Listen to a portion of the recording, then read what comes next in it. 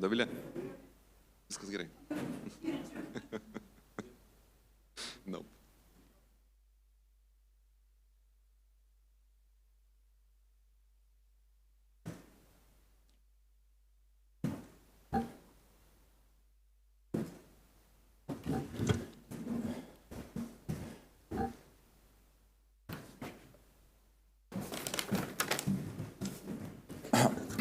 Ladies and gentlemen, good afternoon.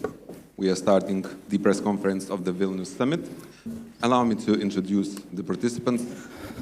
President of Lithuania, Gitanas Nausėda, President of Poland, Andrzej Duda, President of Ukraine, Volodymyr Zelensky, President of Romania, Nicu Șordan, Prime Minister of Denmark, Mette Frederiksen, and NATO Secretary General, Mark Rutte. Let me note that at first, the leaders will deliver their statements, and afterwards, you will have the opportunity to ask a question. I will now invite the President of Lithuania to begin. Mr. President, the floor is yours. Good afternoon. The Vilnius Summit of the Bucharest 9 and Nordic countries has concluded. This year we are celebrating the 10th anniversary of the Bucharest 9. Over time, it has brought regions, countries closer together. And I am sincerely grateful to Poland and Romania for this initiative. Today's meeting, with the participation of our Nordic allies and Ukraine, highlights the growing pressure on NATO's eastern and northeast flanks and our collective efforts to address them. Given the full complexity of the present situation, I am particularly glad to welcome here in Vilnius the NATO Secretary General Mark Rutte and the President of Ukraine, Volodymyr Zelensky. In the face of the Russian threat, we must unify our efforts across the High North, the Baltic Sea, and the Black Sea. Also today, during the first session, we discussed extensively the preparation for the upcoming NATO summit. Our meeting in The Hague will present a great opportunity to continue building a stronger and better prepared alliance along the lines set in Madrid, Vilnius, and Washington. At the Hague Summit, we expect a message of transatlantic unity, reaffirmed commitment to collective defense, and readiness to defend the allied territory. We also believe that allies will be ready to substantially increase defense investment. As we are moving towards reaching at least 5% of GDP on defense and defense-related investments, we expect the whole alliance to follow suit. Lithuania will be spending 4% of GDP on defense this year and more than 5% from the next year to 2030. Additional funds will be needed for a national heavy division, as well as for the German brigade's infrastructure, and for the host nation support to allied troops stationed in Lithuania. The Hague Summit must also send a clear message that NATO stands with Ukraine. We must show that NATO stands with Ukraine through continuous support to its armed forces and Ukraine's Euro-Atlantic aspirations. In the coming months, one crucial objective will be to substantially increase military support to Ukraine, to ensure deterrence on the ground and to prepare conditions for the future negotiations on peace. Ukraine's power must be significantly strengthened, and it now falls primarily on Europeans and Ukraine's closest neighbors and friends to make it happen. Ukraine also needs our investments in its defense industry. We must shift from reactive aid to solid military support, pre-planned deliveries of long-range artillery, advanced air defense systems, and drone capabilities. We'll still need progress on enhanced EU military support to Ukraine, with the whole goal to supply them with 2 million large caliber shells. In times like these, unity is most important. Together we are strong, and I am happy that we had very productive, frank conversation with our closest friends, and I hope it will be very helpful looking forward to the Hague Summit. Thank you. Thank you, Mr. President. I will now invite the President of Poland to continue. Excellencies, ladies and gentlemen, I would like to start by thanking my friend, President of Lithuania, Gitanas Nausėda, for organizing this year's Bucharest 9 summit in the wonderful city of Vilnius. I'm also very pleased that NATO Secretary General Mark Rutte and the President of Ukraine, Volodymyr Zelensky, participated in our deliberations. Moreover, I'm glad to emphasize the involvement of representatives from the Nordic countries in our discussion. This is indeed an important step towards building an integrated northeastern NATO security space. The upcoming NATO summit in The Hague will take place in only 3 weeks, so this is an excellent moment to discuss our expectations ahead of this very important gathering. Ladies and gentlemen, we all know too well that we are facing critical threats and challenges from Russia. In response, we have to make NATO stronger, but also fairer. Having in mind Russian full-scale invasion of Ukraine and its aggressive attitudes towards the West, you must do everything to develop appropriate instruments that will deter the Kremlin's neo-imperial ambitions, especially here on the eastern flank. That is why our talks focused primarily on the urgent need to increase defense spending and on developing the production capabilities of national defense industries. I would like to recall, even before last year's NATO summit in Washington, I proposed to raise the defense spending by NATO members to the minimum level of 3% of their GDP. 3 months ago, I submitted to Secretary General Mark Rutte a request to raise this issue in The Hague. And today, I'm glad to see that we all agree on that and that our ambitions are even higher, up to 5% of GDP on defense. We hope that the allies will follow into our footsteps. Another key element of our discussions was strengthening the transatlantic relations and the strategic alliance with the USA. Among our partners in the region, there is a widespread understanding that Europe must take greater responsibility for its own security. But it is critically important to do it not by following mirages of European autonomy, but in close cooperation with the United States. We also had an opportunity to exchange information with President of Ukraine, Volodymyr Zelensky. During our conversation, we addressed very important issues regarding further support for Ukraine in its fight against Russia. Continuing our assistance to Ukraine in various domains, military, political, and humanitarian, is critical to security in Europe and is Ukraine's integrations with Europe and Euro-Atlantic structures, including NATO.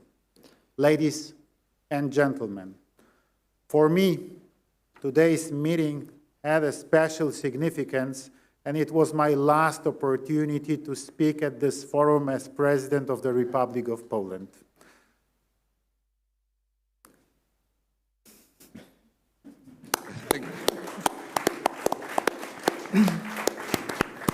I have to emphasize that co-creating and later co-developing this format has been one of the most important and valuable aspects of my presidency. Over the past 10 years, the B9 has been an effective tool strengthening the voice of the eastern flank, countries within NATO, and helping us shape the alliance's deterrence and defense policy. I'm convinced that even after my term as President of Poland, Bucharest 9 will remain the best platform for coordinating security positions of our countries, allowing us to better manage the threats and challenges we face. Thank you. Thank you, Mr. President. Mr. President Zelensky, please deliver your statement. Thank you so much. Gitanas, Mr. President, it's important to be here in Vilnius today. Dear friends, partners, we all want the same thing: to stop the Russian war, to bring real peace, and to make security last. That's what we are all working for. First, I informed our partners about the situation at the front. We also talked about our operation inside Russia, which has seriously weakened their military. Operation Spiderweb showed that modern war really looks like and why it's so important to stay ahead with technology. All our joint investments in drone production, all our shared battlefield experience, everything we are doing together with our partners, it's making Europe stronger. Today, we agreed with our partners on several joint decisions that will strengthen our defense even more. I thank everyone for your willingness to help. There will be new packages, there will be new investments in Ukraine's weapon production, especially drones. Ukraine can produce much more, and we see partner investments as a way to give those partners priority access to restock their arsenals after this war. Second, I thank you all for our shared view of what diplomacy needs in order to succeed. Today, we see the situation clearly. If Russia turns the Istanbul meeting into an empty talk, there must be a new level of pressure, new sanctions, and not just from Europe. We need to work on joint sanctions at the G7 level, including with the United States and with everyone in the world who wants peace. It's very, very important that each of our partners supports this exact approach. Sanctions against Russia are necessary. It's important to seriously limit Russia's oil trade and its use of tankers. Sanctions, including secondary ones, tariffs and price caps, can work and push Russia toward peace. Without pressure, Putin will just keep playing games with everyone who wants this war to end. Talks in Istanbul just ended, and I'm waiting for the Minister of Mir full report. They exchanged documents through the Turkish side, and we are preparing a new release of prisoners of the war. Third, the upcoming NATO summit can strengthen Europe's security, or if it sends the wrong signal, it will only encourage Putin. The key to lasting peace is clear. The aggressor must not receive any reward for war. Putin must get nothing that would justify his aggression. Any reward would only show him that war pays off. Geopolitical gains are just as important to Russia as money or territory. If Putin is allowed to decide who joins NATO, where NATO infrastructure can or can't be, then Russia's appetite for war will only grow. Our shared goal is the opposite: to completely end Russia's hunger for aggression. Ukraine is doing its part, and I am grateful to all partners who are doing theirs. And we must act as one united Euro-Atlantic community. The NATO summit in June is the right place and the right time to send a clear message. Russia will not get anything from this war. Strong decisions are needed, decisions for Europe, not for Putin. We all need to work together to make this really happen, and it's doable. Thank you, everyone who helped us. Thank you so much. Thank you, Mr. Zelensky, President of Romania. The floor is yours now. For me, it's the first opportunity to participate as a president, and I've been very honored to be here, and I have to thank also to our host, very nice organization. So, Bucharest 9 started 10 years ago. It was just after Russia attacked Crimea, and at that moment it was a potential threat of Russia against European nations. And it was a proposal in order that the countries on the eastern border or eastern flank of NATO have a common voice. Now that potential threat became real, we have a war in Ukraine for more than 3 years, and all our countries faced a set of hybrid actions. So it's reality, and for us, members of Bucharest 9, and also for our Nordic allies, we have the same concerns.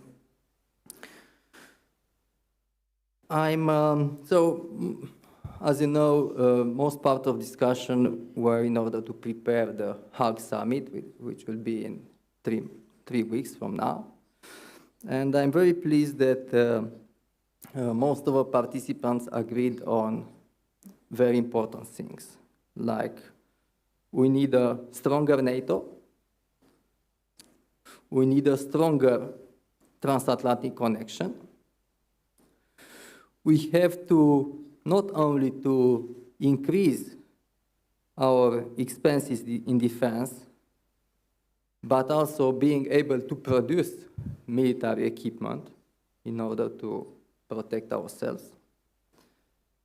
And also that, as I said, the threat is not only classical military, but it's, we have very important hybrid actions against our countries. I'm also very pleased that all the participants agreed that we have to continue to support Ukraine.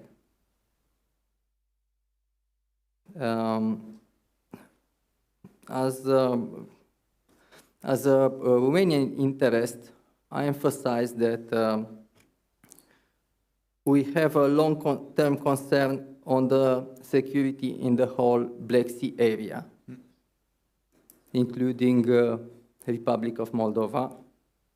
And I thank to our partner that they continue to support the Republic of Moldova in his European integration process.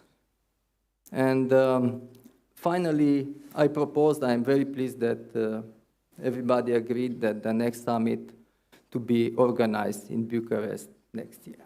Thank you. Thank you, Mr. President. Madam Prime Minister, it's time for your statement. Thank you, and dear Gitanas, thank you for hosting us today, and thank you for inviting the Nordic countries to join you here today in Vilnius. Today's meeting has been about one thing and one thing only: the security of our countries and the security of our continent, deterrence and defense.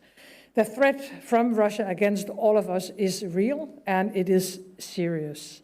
Russia is continuing the war in Ukraine. Putin is talking about peace during the day and bombing at night. We see a more aggressive Russia approach in the Baltic Sea region.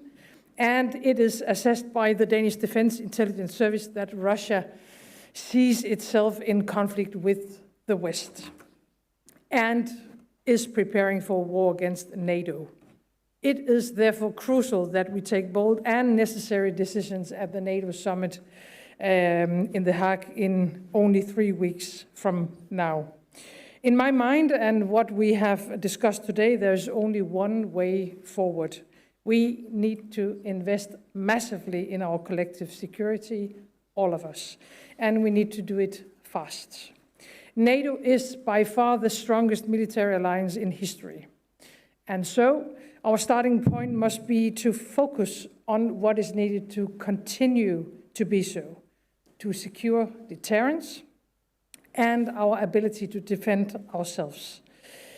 But I have to say that Russia is not deterred merely by us agreeing on a new defense spending target.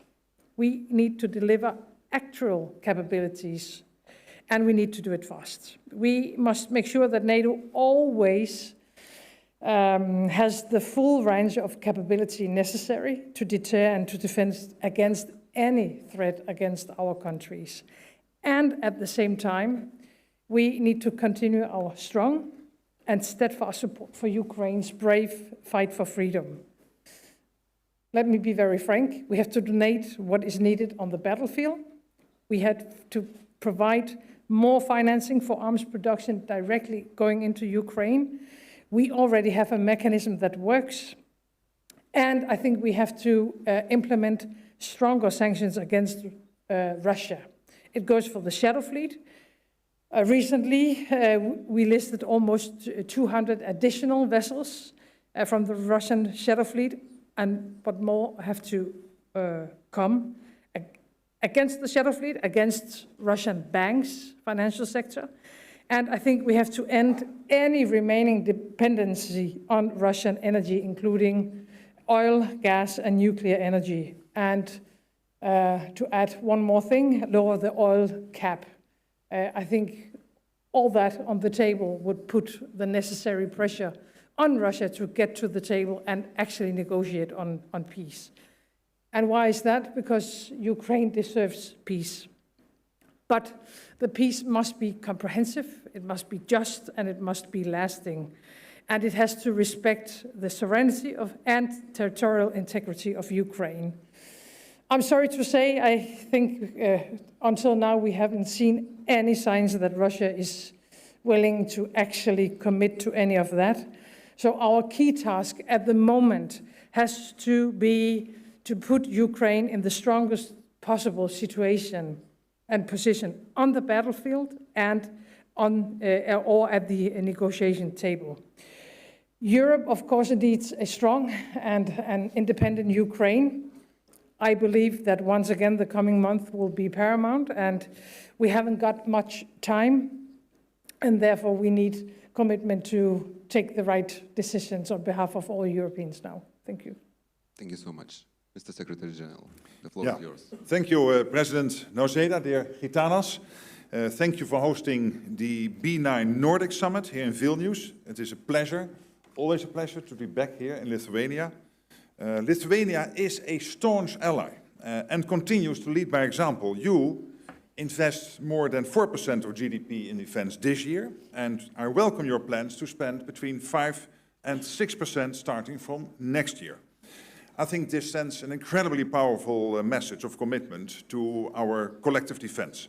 And it also sets an example for our other allies.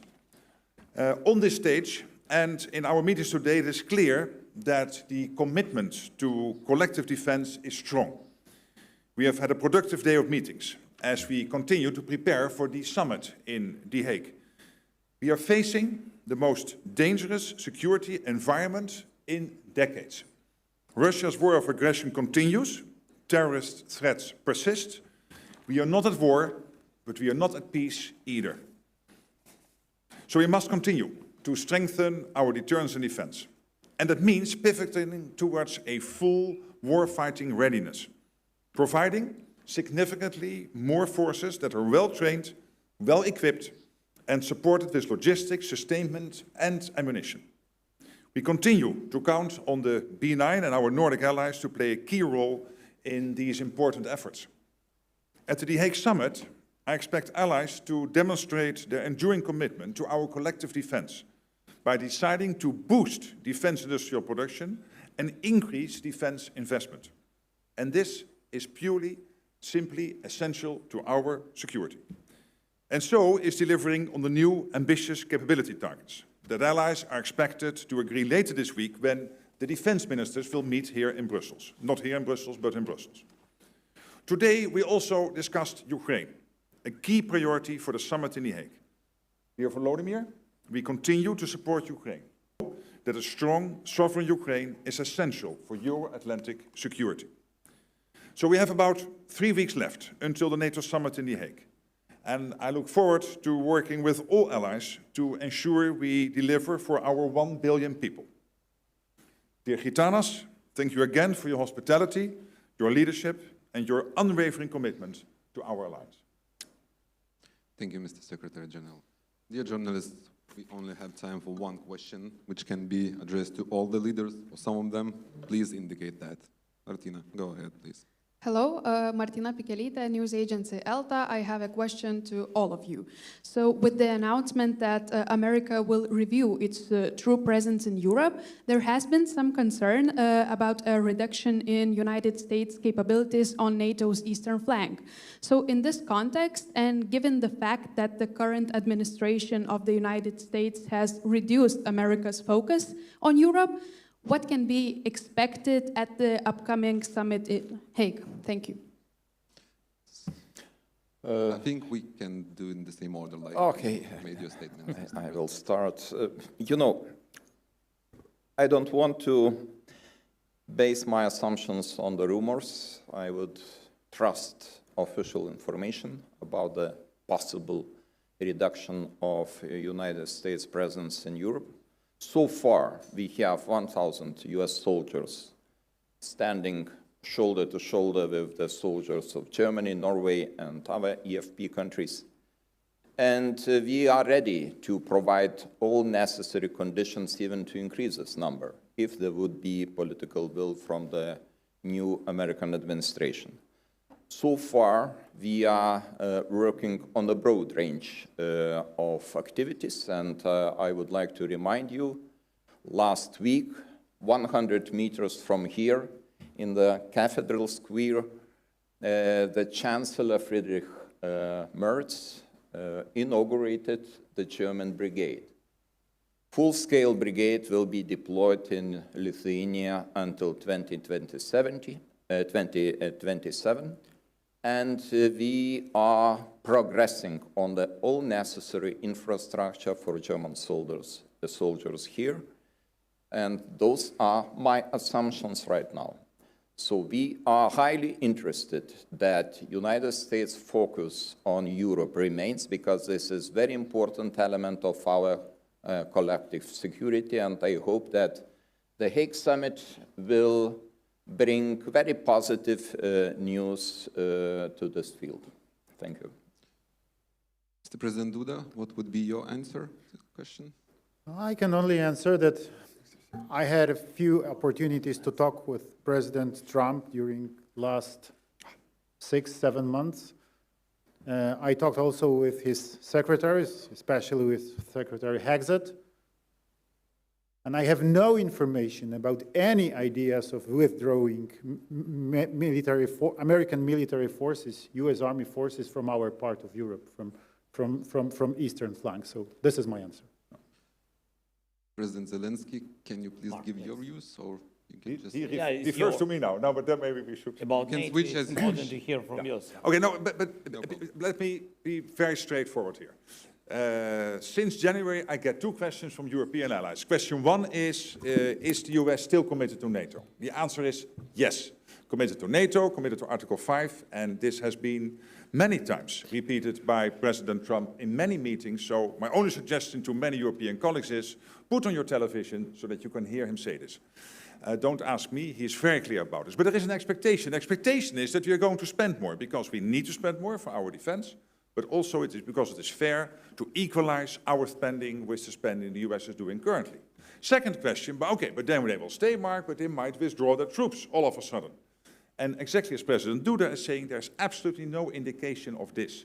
What we know is that the US, next to Europe, of course, also has to take care of the Middle East, has to take care of the Indo-Pacific, and it is only logical that over time, as we are building up, that the US will pivot somewhat more towards Asia. But I'm absolutely convinced that also in the long term, there will be a very strong conventional US presence in Europe. Next to the nuclear presence, the nuclear umbrella, our ultimate guarantor of our freedom, there will be a very strong conventional presence of the US in Europe. There's no doubt about it. Now, basically referring back to what the two other speakers have been saying. Thank you. President Zelensky? I agree with Mark. Good answer. President of Romania, please. Yes, so first of all, the United States present in the eastern flank of NATO, it's extremely important for us, for all of us. So as I said, we have to strengthen the transatlantic connection. And on this regard, it's very, very important, our commitment on 3.5 plus 1.5. And I hope that we will take that decision in Hague. Thank you. Madam Prime Minister. Fine. You have nothing to add. All right, so I would like to thank all the leaders. I would like to thank all the journalists. Thank you so much. Our press conference is over. Thank you. Thank you. Thank you. Thank you, dear friends. Welcome to B9 and please.